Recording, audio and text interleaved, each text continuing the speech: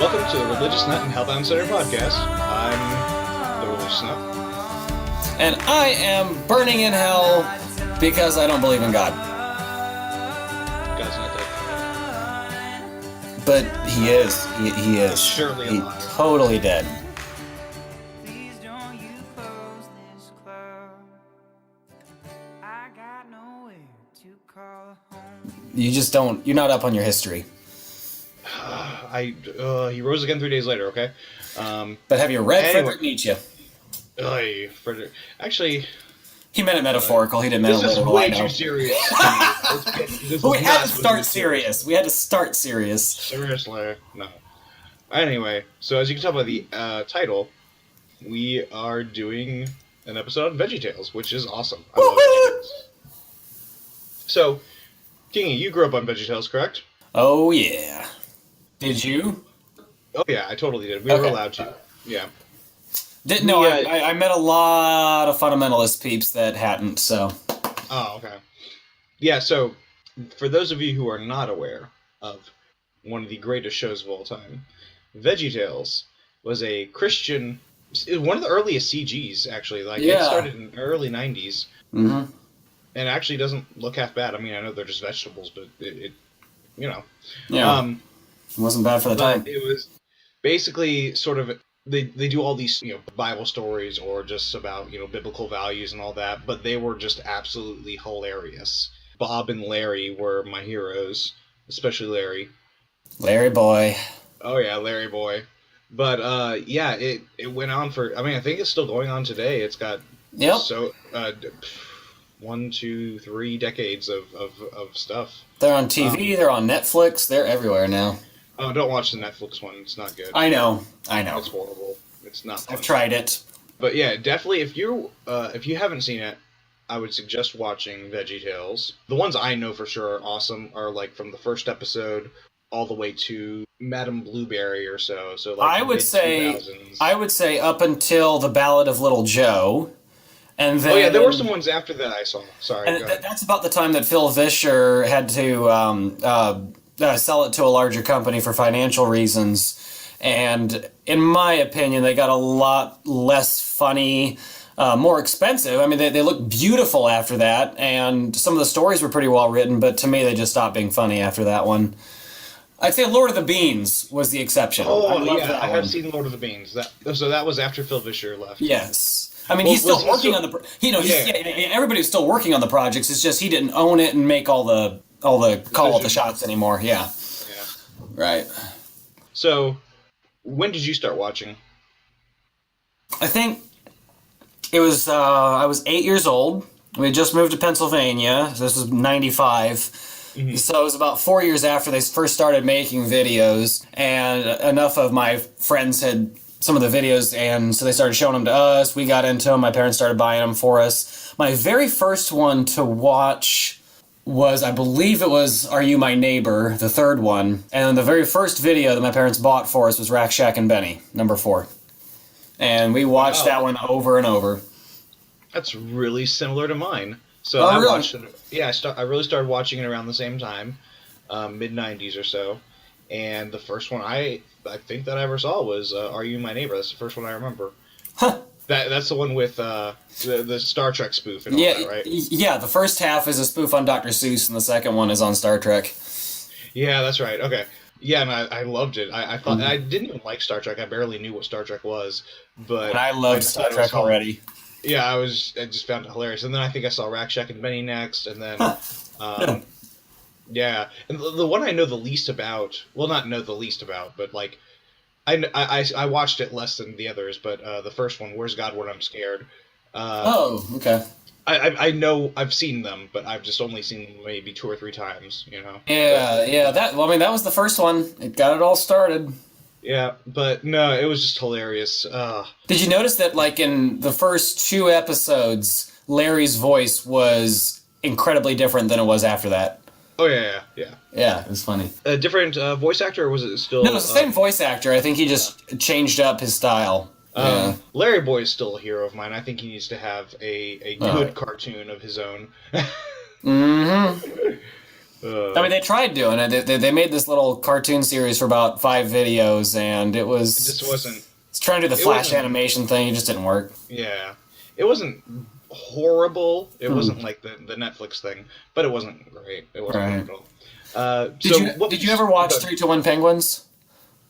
I watched the first episode, Okay. and I liked it, but it was basically like, hey, we are VeggieTales too.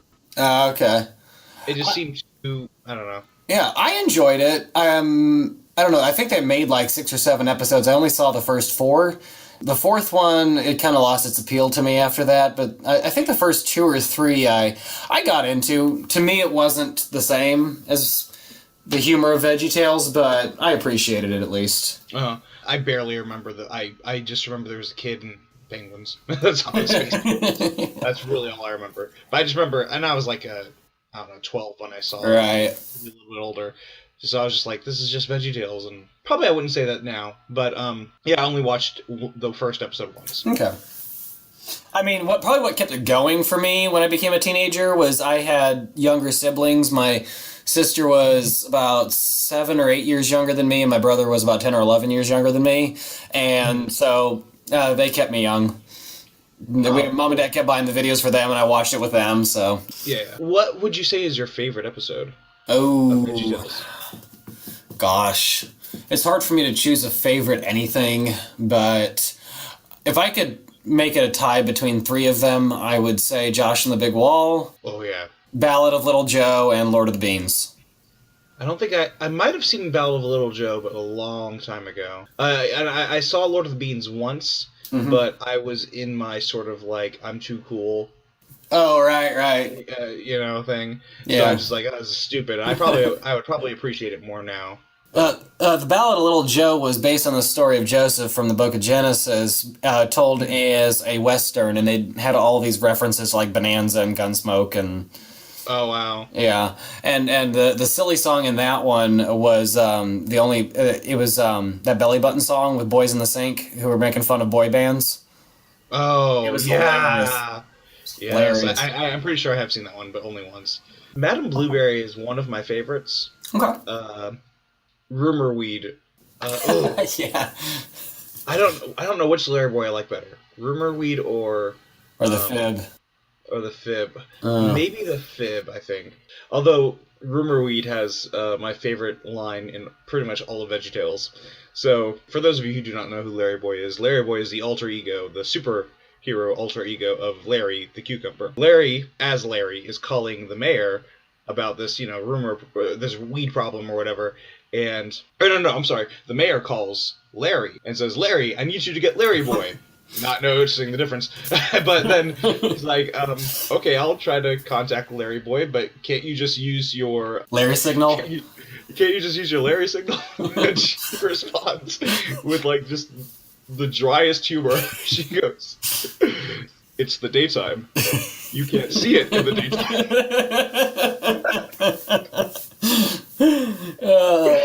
I love the Batman references in that one. It was... Oh, yeah. And Archibald was Alfred. Yes. Well, I loved in Fib where they were playing Candyland. And he's like, I'm still stuck in a molasses swamp. I've been here for 38 turns. Oh, look, I get to go all the way to Princess Lolly. Oh, Lord. But not counting the Larry Boy ones because that's too unfair. Madame Blueberry and Josh and the Big Wall is up there too. Yeah. There's another one. They haven't done a spoof on Star Wars, have they? Not that I know of. Oh, that would have been great. Yeah. But yeah, those two are definitely way up there. I feel like I'm missing one, but oh well. The funny thing about Josh and the Big Wall is the very first time in my life that I ever saw Monty Python and the Holy Grail, I was like 22 years old, so it took me that long to understand the reference, but after I did, it was awesome. What reference? Monty Python and the Holy Grail, they're going up to these cities and they keep getting mocked and assaulted by these Frenchmen who are throwing all kinds of shit at them. And in Josh and the Big Wall, they're going up to Jericho, and it's the French peas throwing slushies at them and making fun of them.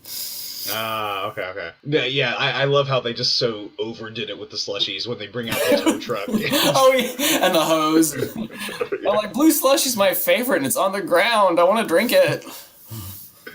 What'd you think of the Jonah movie? Oh, I loved it. Yeah, I thought it was great too. That was good. Yeah, and then they did the Pirates one, and just I wasn't that into that one. I felt like, it was missing something. Yeah. I don't even know if Jonah did well or not. I don't know, but yeah.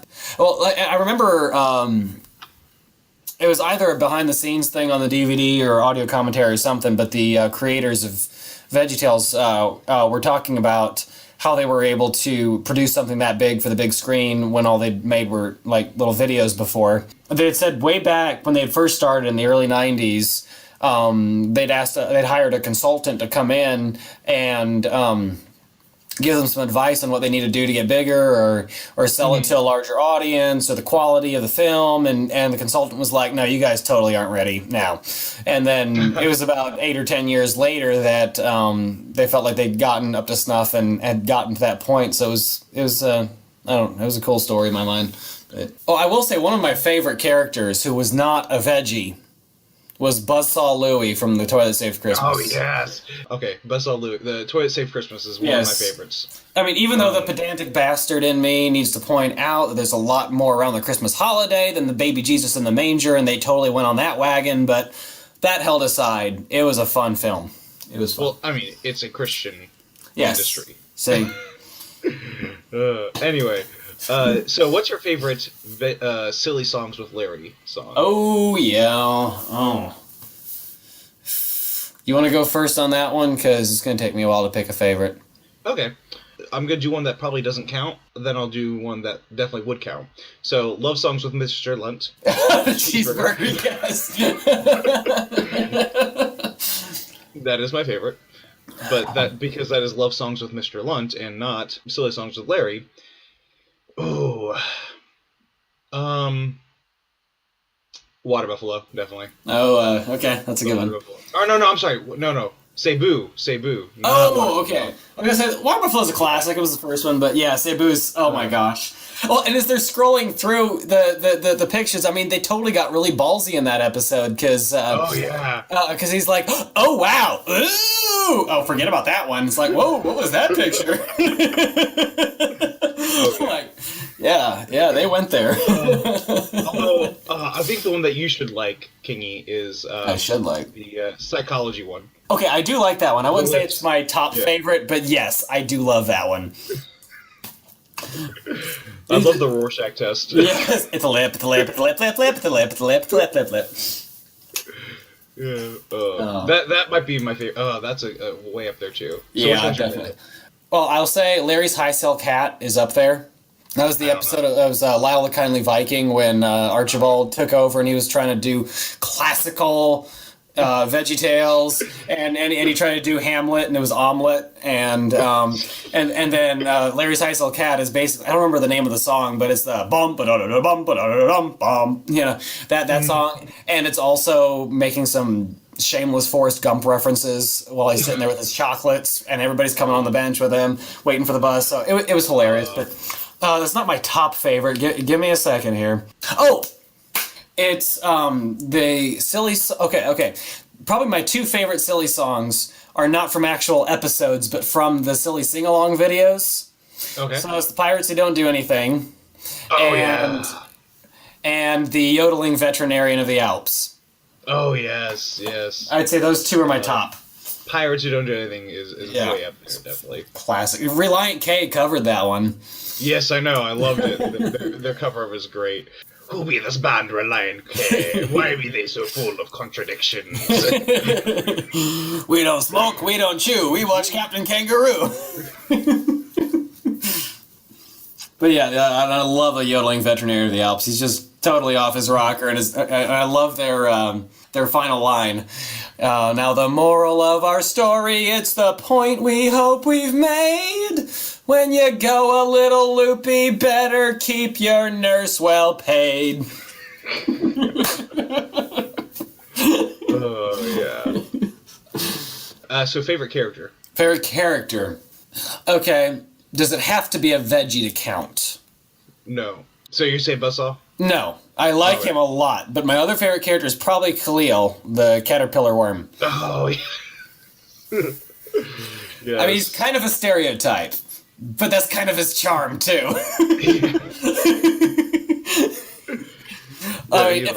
If I had to pick a favorite veggie, I'd probably say Nezer. Oh, yeah, Mr. Nezer. Yeah. Yeah. Larry's always up there. He's just one of my favorites. He's classic. Besides him, maybe the Gourds. Oh, yeah, they're hilarious. Yeah, they're amazing. I definitely have to say it's Larry. I love Paw Grape. Paw Grape's great, yes. The Grapes of Wrath. Yeah, all their insults to each other. You did too, you casserole head, pimento loaf, iguana boy. What do you think makes it stand out from like Christian movies and videos that are just crap? Like what makes VeggieTales better than all of that?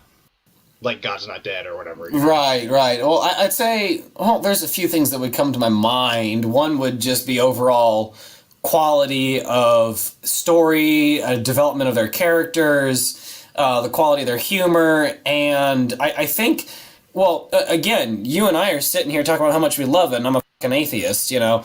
I think there's a lot to be loved about the story, and even though, like I said, I could overanalyze some of the values or messages of their stories, but at the end of the day, it wasn't like they were trying to beat you over the head with a message. You know, they had an overall message they were trying to convey, and they had a very creative way of doing it, regardless of whether or not you agree with the message. And it wasn't obvious. And even the way that they made it obvious at the end, they had this hilarious little What We've Learned song that Bob always hates, and he's always trying to break the machine down. And you got Cordy, who's temperamental, and you know, I think there was just a lot of clever ways that they did what they did, and they had a lot of novelty and variety as part of the show. Well, and the other piece is a lot of their messages from a Christian standpoint. Some of them are some general things that people, I think a lot of the larger population would be able to gravitate toward, and even the Christian community could gather around regardless of a lot of denominational or theological differences, and I think that was probably one of its largest places of appeal. And I think that the one line they always ended their show with was, "God made you special and he loves you very much." You know, it's a pretty positive message, you know? Yeah, definitely. What would you say? I agree with just about all that, yeah. I think one thing I want to focus on is that, so I imagine when someone is making God's Not Dead, you know, whoever made it, this person is starting with the premise of, okay, I need to prove to people who are not Christians that God exists. And I'm going to make a story around that so I can push that belief. Whereas with VeggieTales, it's the exact opposite, I think. I think it's a lot of just like, we want to tell funny stories, and yeah, we are Christians, so we want to have, you know, a good positive message for these kids. We're making a story too. Like it's the story itself that they're trying to convey. Yeah. So it doesn't feel so much like it's pushing. Right. So that's what I really love. Well, and one thing I'm just thinking about is, you and I were both talking about that, is some of the overall messages that they conveyed were pretty open enough to interpretation in some ways. Like, based on the narrative that the kids are being raised in, they can kind of project onto it. I mean, take Rack Shack and Benny, when their overall messages stand up for what you believe in. Yeah. I mean, they're kind of giving you some specific things to believe in, but not too much. They're saying, hey, what you believe is important, and you need to cherish that. So, yeah. Yeah, I love that about it. Okay, one thing that we must observe when we're doing a talk on VeggieTales is how phallic most of the characters are. Oh, dear God. They're vegetables. Yes, vegetables. But most of them, the majority of the characters, I mean, you got a cucumber, you got a zucchini, you got several asparagus. I mean, their favorite characters, their favorite characters are asparaguses, asparagi, and I mean, they look more like a than the rest of them do. I mean, you got a carrot. I mean, you just can't avoid it. Kingy. Yes. What vegetables are not phallic in your view, or contain any vague reference. No. I don't know. Name one. I'll tell you. No, I'm saying which ones don't. I mean, name one you think wouldn't be, and I'll tell you if it does or doesn't. The thing is, you can make it out of any. My point is that you see what you want to see. Sometimes a cigar is just a cigar. Amen to that, yes. What I want to know is how they live so long. I mean, these are plants that are disconnected from their vines or trees. They would be rotten within a few days. No, they sleep in water or something like that. They put their But even then, I mean, they'll be rotten in a week or two. Oh yeah, it's just a time loop. You know? It could be that. Could be that. I was about to make a vampire reference or something, but well, and where are the humans that are supposedly owning this kitchen anyway? Dead zombie apocalypse. I guess. I mean, yeah. My biggest guess is some sort of apocalyptic thing. Yeah. We could create nice clean house. Was it more of a machine or robot apocalypse where the machines killed all people, but the servant machines are still cleaning the house, and the veggies are cool, but the humans were bad, and they're exterminated. Oh wow. John Connor lost in that timeline. Oh no. Speaking of which, I still haven't seen Terminator Genesis. Okay, I would say give it a watch. And decide for myself? Yes.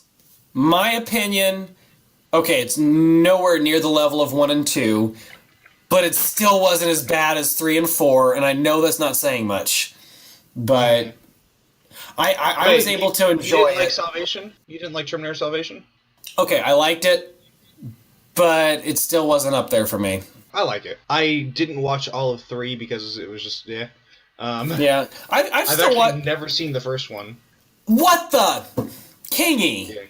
Yeah. Jeez Louise. It's just the special effects look really bad in it. Well, I mean, yeah, they were on a... I saw the ending of it, I'll say that. Okay, yeah, but, I mean, you don't watch it just for that, and you kind of watch it for the bad special effects. It was the early 80s, and they were on a low budget. I mean, come on. But, I mean, no, 1 and 2 are bomb. Okay, I'll admit, I've watched Terminator 3 about 4 or 5 times simply because of Arnold. That's about my only reason. Okay, I've not seen 1. I've seen the end of 1, that's it. I've seen all of 2 more times than I can count. Mm-hmm. That one's a classic. I've seen the very end, once again, of 3, and then I've seen Salvation. I loved it. I mean, it wasn't 2, but I loved it. And then Genesis I've not seen. My major complaint with Salvation, and don't get me wrong, like I said, I did enjoy it. My main complaint was if you watch the first 2, the picture they paint of this future is incredibly dark.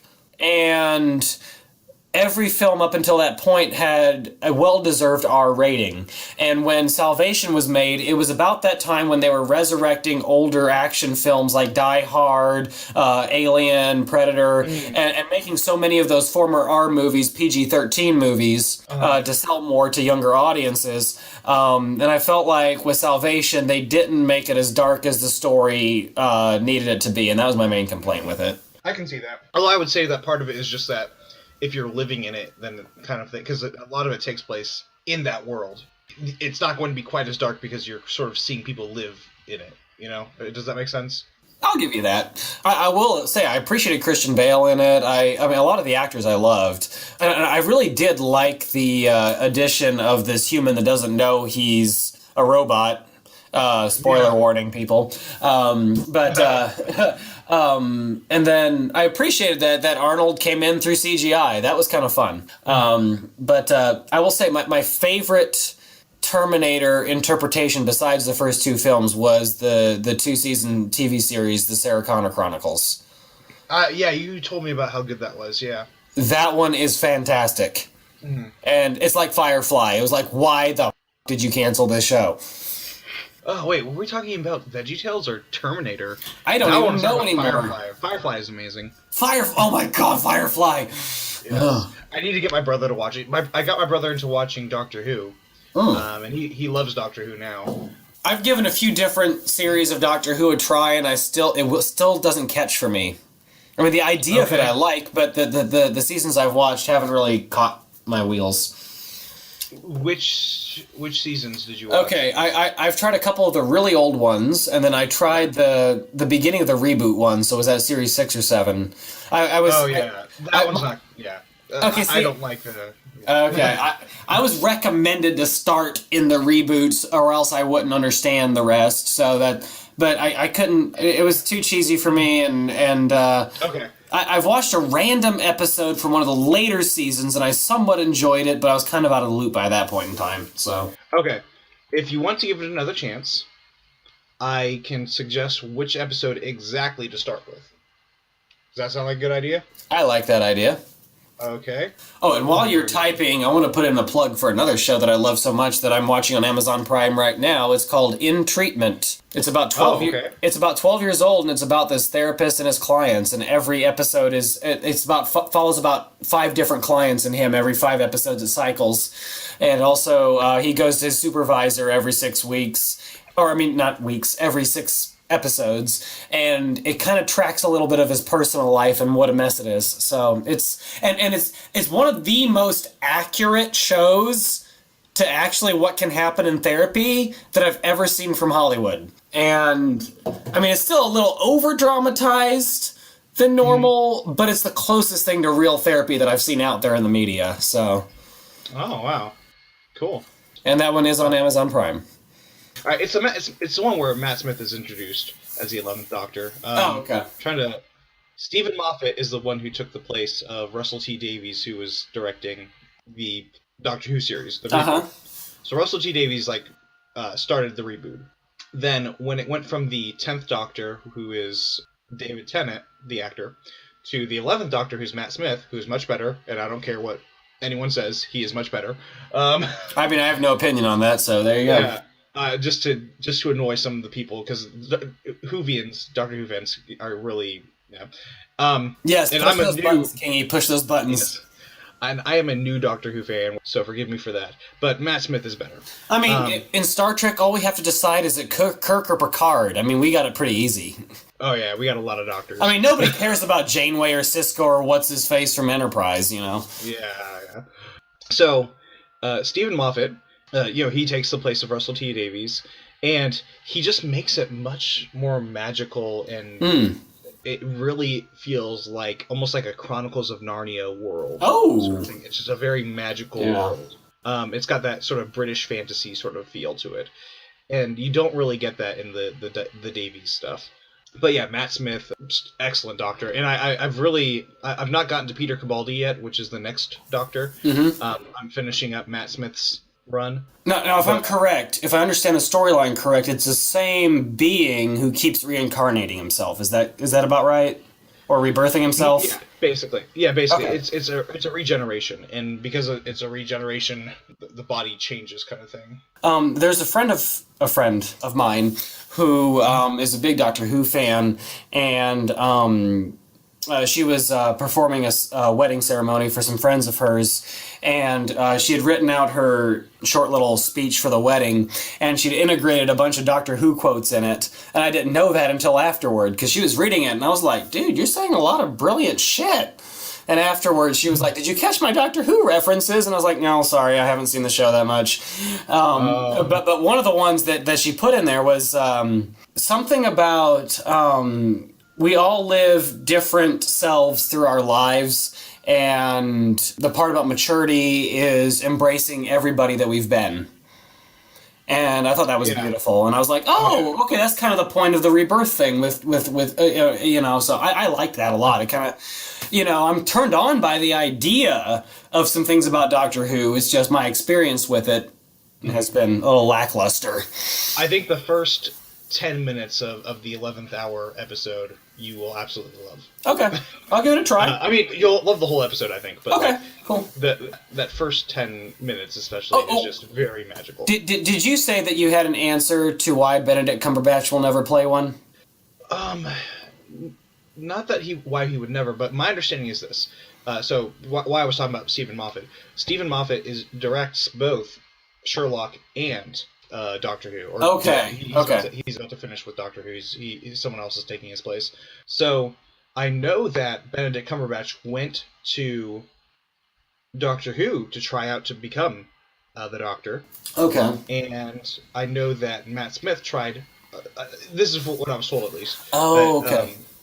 That he tried Sherlock, and then basically Moffat was like, no, you guys need to switch. kind of Oh, okay. thing. Which I think actually is for the best. Well, I mean, don't get me wrong. Cumberbatch is my favorite Sherlock ever. Yes, hands down, totally. Nobody will replace him as Sherlock in my mind. Yeah, he is amazing. Yes. I've seen 3 episodes, I think. Yeah, I've seen the first 3 seasons of it. Yeah. Okay. Oh, I've seen all the way. Go ahead. I've seen all the way to Moriarty, where like Moriarty is revealed. Yes. Oh wow! Oh my gosh, I love the person who plays Moriarty there, and oh my gosh, Cumberbatch and Martin Freeman have such amazing chemistry. Mm-hmm. I can't even. Well, Martin Freeman is Watson. Yes. Okay. Well, and ironically, Cumberbatch plays Smaug, and Martin Freeman plays Bilbo in The Hobbit. Yeah. And then they have that interaction in the dragons too. It's so oh yes. Okay. Mm. Okay, and one of my biggest celebrity crushes is Benedict Cumberbatch. One of my celebrity crushes is Karen Gillan, who you will find in the 11th Doctor. So, oh, okay. Yeah. I was like, I can't place who that is. So. Okay. So yeah, we were going to talk about just VeggieTales. We ended up talking about so many different things. Terminator and Doctor Who. Okay, I think we'll end that episode here then. We'll see you next time. We'll have a different subject, maybe more serious, maybe less serious. Why so serious? Anyway, this is Brother James. And this is... I always interrupt you. It's what I do. This is Brother James. Where are they? Where are those hellbound sinners? And I'm the hellbound sinner, Chris Cheshire. And we're here to answer your questions. God made you special. He loves you very much. Bye! Bamboo!